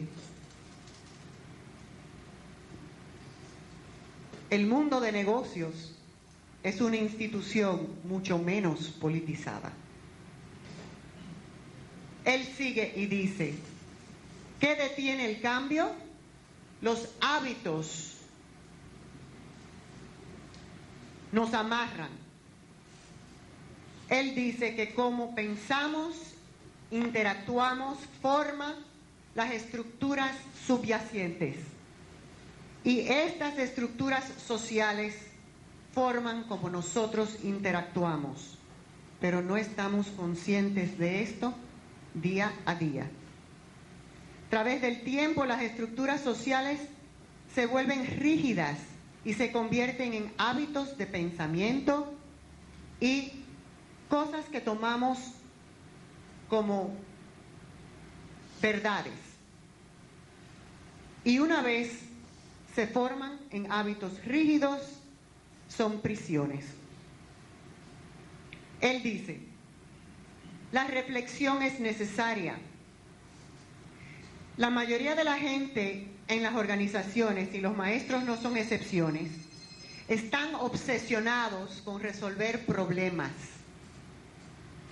Pasan sus vidas tratando de arreglar las cosas que están malas, rotas. Esta obsesión con la resolución de problemas desvía nuestra atención de algo mucho más importante, que es crear lo nuevo. Él sigue. Modelos mentales inconscientes. Él dice que los modelos mentales que conocemos, de los cuales estamos conscientes, no son un problema. Los problemáticos son aquellos modelos mentales de los cuales no estamos conscientes, porque no sabemos ni siquiera que los tenemos. El cambio ocurre, señores, cuando realmente nos abrimos a las ideas de otros y de otras que ven las cosas de una manera realmente diferente. Involucrarnos en conversaciones reales. Escuchar profundamente a aquellos que no ven el mundo en la forma en que nosotros la vemos. Ejemplo, yo he oído a ustedes hablar hoy de todos los componentes del cambio. Hablaron de padres, hablaron de maestros, hablaron de directores, hablaron de, bueno, de todo el mundo menos una población que Peter Senge dice que debido a nuestros modelos mentales, nuestras prisiones de la mente, nunca hemos considerado como agentes de cambio. ¿Quiénes creen ustedes que son? Exactamente. Él dice, oye, ¿y qué les parece ver estudiantes como las fuerzas para la innovación? Nosotros lo vemos como los recibidores, ¿verdad? Nunca como los agentes de cambio. ¿Por qué? ¿Por qué? Examínense, ¿por qué? Pero ¿por qué nosotros, como líderes educativos, nunca hemos considerado en la población estudiantil como agente de cambio? Siempre están en el final de la línea de recibo de nuestras innovaciones maravillosas que tenemos para ellos. Pero ellos nunca juegan un rol en crear esas innovaciones. Él dice, esto a mí realmente me abrió los ojos. Él dice, considere, los estudiantes son los únicos que ven el sistema educativo como una entidad completa. Los muchachos, como dice él, kids, van de clase en clase, van al patio, al recreo, van a las calles, van a la casa y van a todos los otros lugares que forman como ellos se educan. Ellos continuamente experimentan el sistema completo. Ellos experimentan lo que es posible y no es posible en el sistema escolar. Los educadores no vemos ese sistema de esa forma. No vamos a la cafetería, no vamos al recreo, no vamos a la calle, no vamos a la casa. Los padres tampoco ven el sistema de esa forma. Sin embargo, nunca involucramos a los muchachos, nunca los escuchamos, nunca les preguntamos. Vamos a romper ese modelo mental. Vamos a empezar ahí. Otra cosa que él dice es, tenemos que estar de acuerdo, que no estamos de acuerdo. El diálogo requiere apertura. Él dice, ahora mismo, mucha información, cuando hay cambios, no se expresa, no se ventila por el factor miedo a las consecuencias que puede traer eso. Y esos son sus pensamientos en una entrevista bastante reciente, después que él escribió el libro de texto que tenemos aquí. Pero vamos a seguir ahora con la presentación, a ver qué es lo que yo tengo. El por qué y cómo cambia la gente no es nuevo. Ha sido el objeto de estudio e investigación durante siglos. Eso me sorprendió a mí. El estudio del cambio no es nuevo. Los pensadores griegos y siguiendo la línea de nuestro profesor Max, que le gusta ir hasta Platón para traerlo de hoy, porque todo es un círculo, ¿verdad? Todo lo nuevo fue viejo, todo lo viejo es nuevo. Ovid dijo, no hay nada en el mundo entero que es permanente. Todo fluye hacia adelante, todas las cosas entran en existencia con una naturaleza cambiante. Las épocas mismas transcurren con un movimiento constante. Eso se supo 43 años antes de nacer Cristo.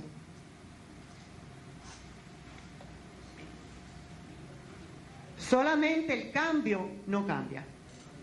Nada perdura tanto como el cambio. Heráclitus. Lo sabían en ese entonces. Si el cambio siempre ha sido una constante histórica, deberíamos estar mucho más acostumbrados al cambio hoy en día, ¿no es así? Pero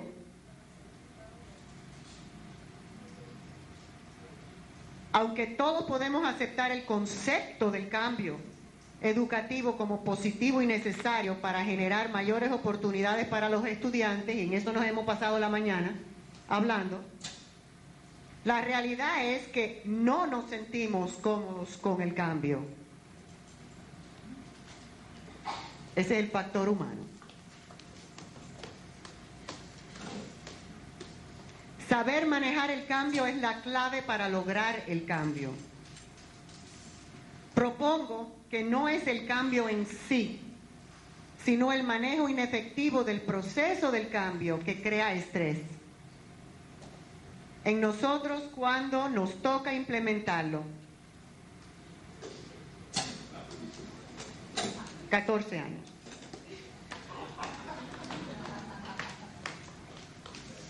Esta presentación intentará responder a las siguientes preguntas y quizás algo más. ¿Por qué tenemos que luchar para organizar de manera efectiva el logro de cambios tangibles? Yo creo que todos estamos claros en lo que queremos cambiar, tenemos proyectos de centro, tenemos planes decenales, de todo, pero ¿por qué es tan difícil? Si son tan buenos y tan necesarios, ¿por qué no funcionan? ¿Cómo debemos conducirnos ante lo que produce el cambio? Ambigüedad produce. Resistencia, y voy a hablar bastante de eso porque ese es mi tema favorito. Miedo de lo desconocido. ¿Por qué están nuestros intentos de cambio llenos de comienzos fallidos y estancamientos? ¿Por qué ocurren los cambios tan lentamente o no ocurren? ¿Cómo podemos efectuar un verdadero cambio efectivo? Primero vamos a definirlo. Y tomé prestado del mundo de negocios porque realmente todo esto sobre el proceso de cambio comenzó con lo que está pasando en el mundo de negocios y el cambio sistémico, el cambio organizacional. El curso que yo tomé en el año 93 fue basado en Edward Deming y los círculos de calidad. Y el curso estaba realmente basado en cómo lograr el consenso del grupo. Eso lo tomamos prestado del mundo de negocios y estas definiciones también. La capacidad de adaptación de los organismos a las diferentes transformaciones que experimenta el medio ambiente interno o externo mediante el aprendizaje. Quizás hay algunos de ustedes que están completamente de acuerdo con eso. Y si no, aquí hay otro. El conjunto de variaciones de orden estructural que experimentan los organismos y que se traducen en un nuevo comportamiento organizacional.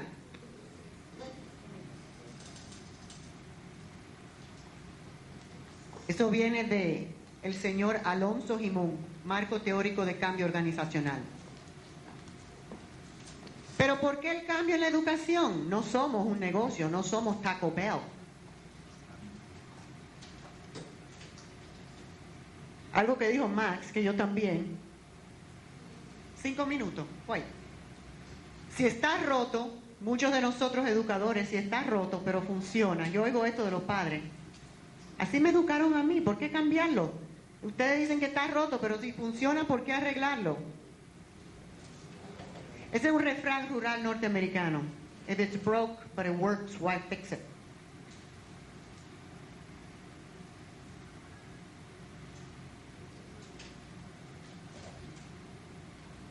Es difícil, pero por eso mismo es necesario. Lo que está en juego es, después de todo, una burocracia autoritaria, jerárquica, aislada y tan atrincherada en nuestra noción de lo que es la escolaridad, que es casi imposible imaginárnosla de una manera diferente. Ese es un modelo mental rígido que tenemos. Hay muchos intereses creados, por eso es difícil. Pruebas estandarizadas, política de admisiones a las universidades, directivas escolares, maestros sindicalizados a quienes les interesa mantener el status quo.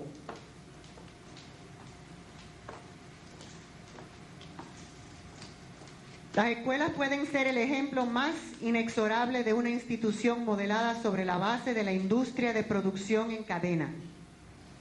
Esto ha incrementado dramáticamente la capacidad educacional en nuestros tiempos, pero ha creado muchos de los problemas más irresolubles con los cuales estudiantes, maestros y padres luchan cada día hasta el momento. Peter Senge.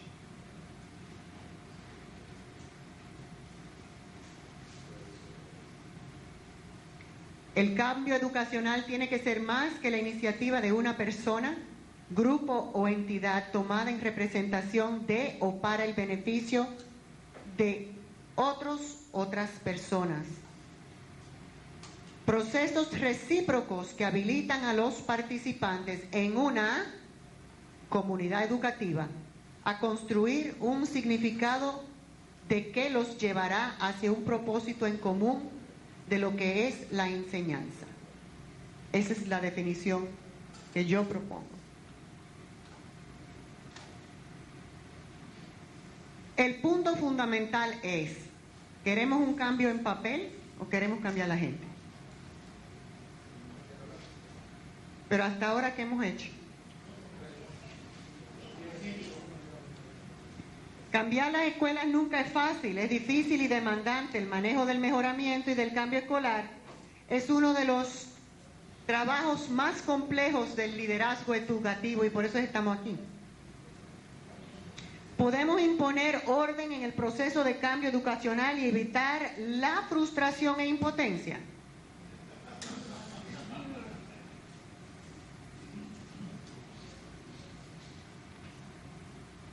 El diagnóstico, lo que dijo Senge como reflexión, es fundamental para elegir la estrategia del cambio.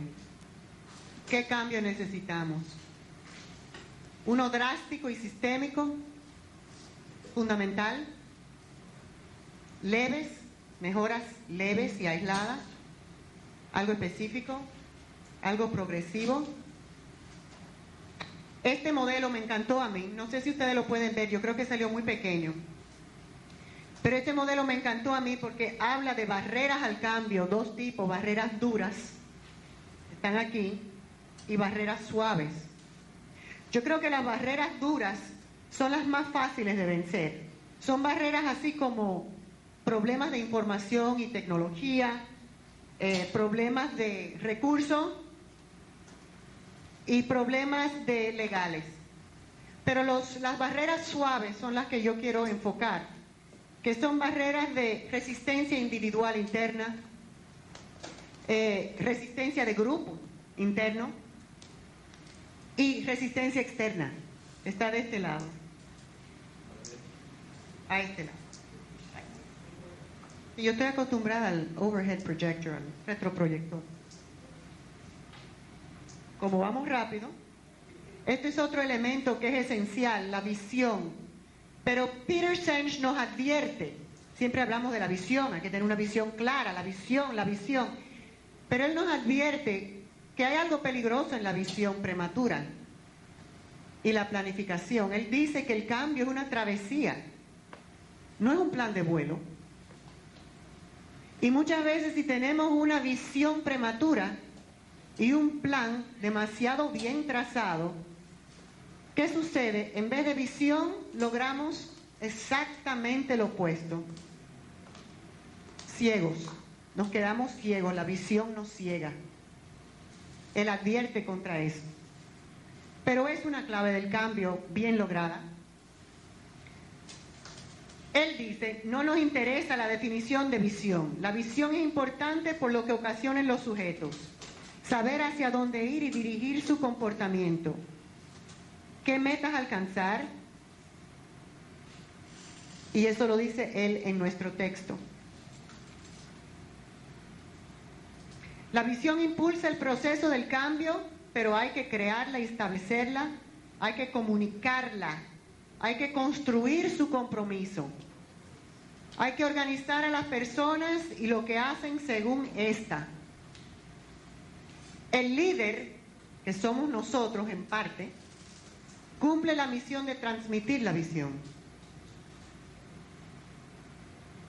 El cambio es un reto, tanto humano como técnico. Y esto es lo que yo les exhorto hoy. Vamos a pensar en el lado humano. El verdadero cambio solamente sucede cuando te encuentras con resistencia. Si no hay resistencia, no estás cambiando nada importante.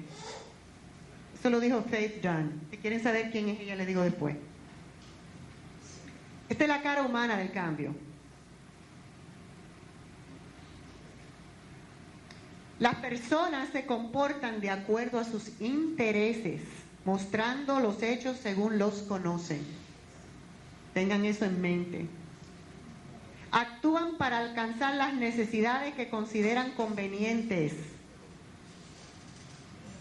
Buscan satisfacer sus necesidades, obteniendo recompensas y evitando castigos. No se comportan lógicamente, sino psicológicamente. Obstáculos al cambio. El propósito no está claro. Los participantes no están involucrados en la planificación, y ahí piensen en los estudiantes. El llamado está basado en razones personales o políticas, que a veces es la misma cosa. Los patrones habituales del equipo de trabajo son ignorados. Eso es muy importante, es algo que yo encontré en mi trabajo. Uno no puede borrar los hábitos de trabajo por completo. Uno tiene que incorporar algunas cosas que le dan seguridad a los participantes para poder hacer el puente hacia el cambio. Hay pobre comunicación con relación al cambio, hay temor al fracaso, conlleva una presión de trabajo excesiva. El costo es muy alto, los beneficios por hacer el cambio son percibidos como inadecuados. La situación actual luce satisfactoria, ¿por qué cambiar? Hay una falta de respeto y o confianza en los iniciadores del cambio. ¿El cambio es quién? El cambio es la persona que te lo trae a ti.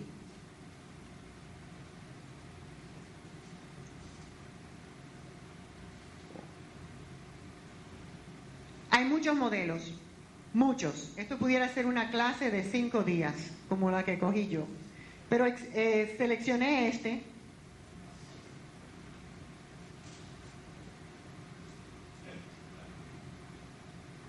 Sorry.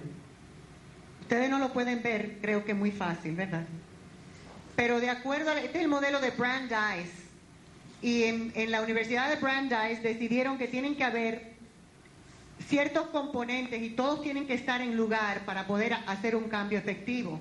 Tiene que haber visión, capacitación, o sea, entrenamiento, educación, incentivos que llenen los requisitos de la resistencia al cambio, recursos, lógico, un plan de acción y evaluación continua, y eso produce el cambio. Entonces, cuando falta, por ejemplo, cuando falta visión, el resultado es confusión en el área donde queremos hacer el cambio. Si hay visión, pero no hay capacitación, lo que resulta es ansiedad. Si hay visión y capacitación, pero no hay incentivos, lo que resulta es quizás, a lo mejor, un cambio gradual. Si hay visión, capacitación, incentivos, pero no hay recursos, frustración. Si hay visión, capacitación, incentivos y recursos, pero no hay un plan de acción, entonces lo que sucede es un comienzo fallido. Si hay todos los otros elementos hasta plan de acción, pero falta una evaluación continua, hay estancamiento. Y si hay todos los elementos que acabo de mencionar, puede que haya un cambio continuo y un mejoramiento. Enfrentando los obstáculos al cambio, hay muchas fórmulas. Esta es una fórmula donde empiezan con el método, usar cuando, las ventajas y las desventajas. Por ejemplo, educación y comunicación es un método. Y se usa cuando las personas con pobre información, cuando hay personas con pobre información. La ventaja es que reduce la ambigüedad. Y la desventaja es que puede consumir mucho tiempo. Ya la tabla les va dando soluciones. No voy a entrar en detalles porque no hay tiempo. ¿Eh? Pero es que Max me está haciendo señales así con los ojos.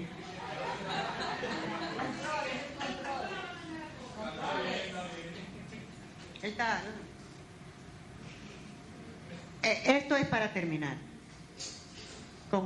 Con algo de humor, pero aterrizado en la realidad. Tipos de resistidores. No sé lo que mi hija habrá hecho. Ay, Dios. Aquí hay 3 tipos. Vamos a ver quiénes son.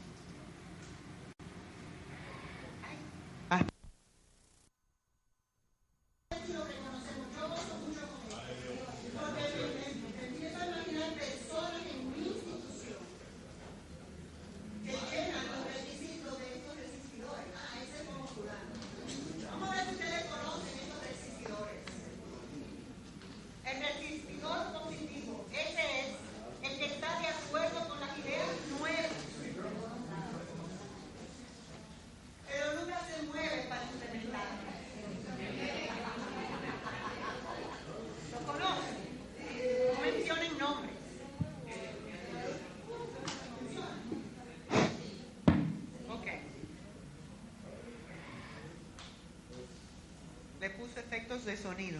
Esos son carros chocando.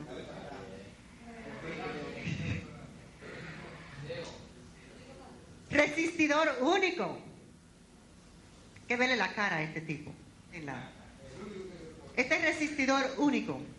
Este es el que cree que los cambios son excelentes para otras áreas, pero no para su situación, su escuela, su departamento, que es único.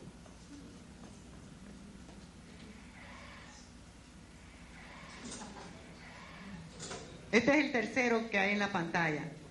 Ay, ¿cómo se devuelve esta cuestión?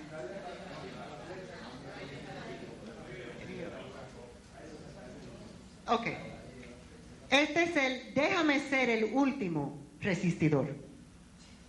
Este espera que las nuevas ideas y programas se mueran antes de que tenga que actuar. ¿Lo conocen? Todos los años en cambio.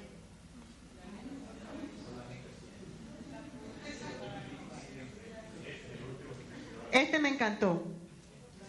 Este es el no inventado aquí resistidor. No quiere parte ninguna de programas iniciados en otros países o lugares. El justificador de costos resistidor. Este quiere que la justificación de costo de todo antes que nada. Las caritas salen después. Yo creo que trató de... una variedad para que... Sí. Resistidor de cambios incrementados. Este quiere que los nuevos programas e ideas, siempre y cuando los cree y quiere los nuevos programas e ideas, siempre y cuando se añaden a todo lo que ya existe. Y el necesitamos más tiempo, resistidor. Necesitamos más tiempo para estudiar, resistidor. Se descubre que otros encuentran que descubrimos que otros encuentran este tipo de resistencia difícil de resistir. Ahí vienen.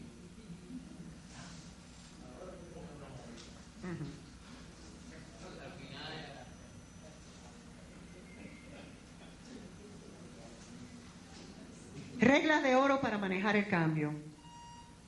Espera resistencia. Explica el fundamento del cambio. Selecciona tus primeros pasos cuidadosamente. Proyecta una visión clara. Busca oportunidades para involucrar a la gente. Promete que habrá problemas.